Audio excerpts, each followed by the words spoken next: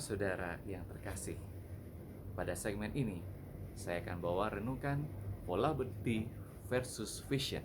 Zaman berubah cepat, bukalah mata hati. Para saudara yang terkasih, pernahkah Anda mengisi pulsa atau memperpanjang kuota internet di smartphone Anda? Apakah yang Anda lihat pada fitur-fitur web Telkomsel atau XL? Setiap kali Anda mendapati bahwa fitur-fitur web itu berubah, bukan? Mungkin Anda akan bingung seperti saya. Fitur-fitur itu selalu berubah, menyesuaikan kebutuhan konsumen yang terus berkembang. Perubahan-perubahan itu bisa jadi membuat kita disrupsi dan sedikit panik. Apa yang kita lakukan saat bingung karena perubahan yang cepat? Harus punya visi, arah, dan tujuan yang jelas. Para saudara yang terkasih, Yesus hadir di saat bangsanya mengalami krisis, yakni pada masa pendudukan Kaisar Romawi dan pemerintahan Herodes yang sewenang-wenang. Bangsa Israel sebagai bangsa terpilih saat itu mengalami keterpurukan. Banyak orang hidup miskin, banyak orang yang sakit tak tertolong, dan banyak orang mengalami penindasan. Dalam situasi seperti ini, bangsa Israel butuh pemimpin yang membawa mereka kepada kesejahteraan. Pemimpin yang membebaskan mereka dari penindasan bangsa Romawi. Pemimpin yang mengembalikan mereka seperti masa kejayaan Daud dan Salomo. Dalam situasi inilah Yesus tampil dan menyampaikan visi pelayanannya. Roh Tuhan ada padaku, oleh sebab Ia telah mengurapi aku untuk menyampaikan kabar baik kepada orang-orang miskin, dan Ia telah mengutus aku memberitakan pembebasan kepada orang-orang tawanan dan penglihatan bagi orang-orang buta, untuk membebaskan orang-orang yang tertindas, untuk memberitakan tahun rahmat Tuhan telah datang. Lukas 4 ayat 18 sampai dengan 19. Visi ini membuat Yesus dicari dan diikuti oleh banyak orang. Yesus dapat melayani kebutuhan orang pada zamannya. Visi ini juga menjadi sarana yang menavigasi tugas putusannya di dunia.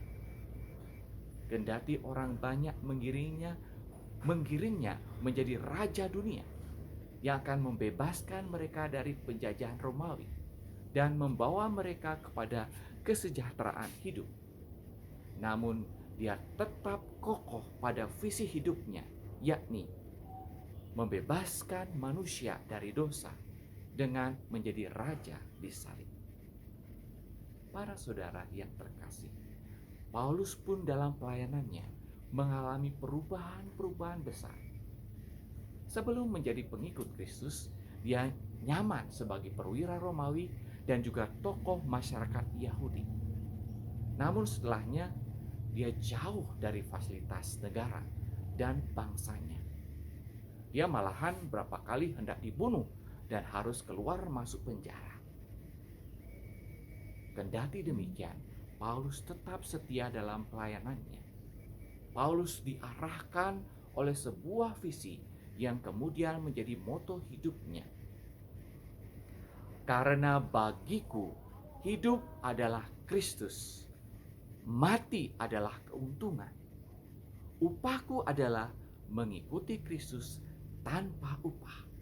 Filipi 1 ayat 21. Visi ini memampukan Paulus menjadi pelayan umat yang luar biasa. Dia menjadi rasul Tuhan di luar Israel. Dia mampu menyatukan umat Kristen purba dalam konsili pertama di Yerusalem. Bahkan separuh dari kitab suci perjanjian baru adalah tulisan-tulisannya. Bagaimana dengan kita? Para saudara yang terkasih, kita perlu memiliki visi hidup yang jelas. Ketika kita beranjak dewasa, kita harus telah menentukan visi kita.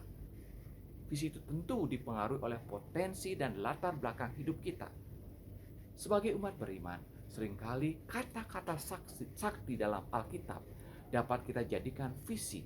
Selanjutnya, moto hidup kita. Visi itu terus-menerus kita perjuangkan.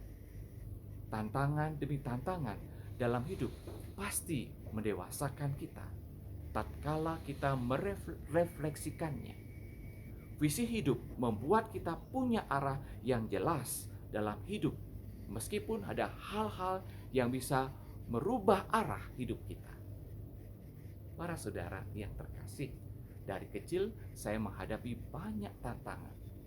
Saat semakin mengenal kitab suci, saya memilih Lukas 23 ayat 46 yang berbunyi, "Ke dalam tangan-Mu Tuhan kuserahkan hidupku," sebagai visi dan moto hidup saya. Kata-kata suci ini memberi inspirasi dan mengarahkan hidup saya. Secara khusus ketika menyelesaikan studi S3 di masa pandemi COVID-19. Bisakah saya melakukan riset? Bisakah saya bertemu dengan promotor dan pembimbing saya? Bisakah saya tembus jurnal Scopus?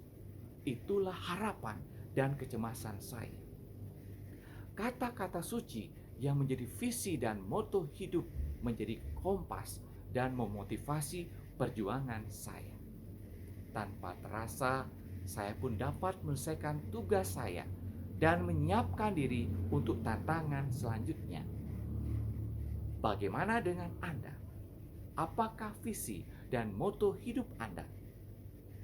Milikilah itu dan perjuangkanlah untuk tetap bertahan di tengah zaman yang berubah cepat. Para saudara yang terkasih, jika Anda terinspirasi dengan renungan saya dan berkenan, jangan lupa tekan tombol like dan subscribe channel saya. Tuhan memberkati.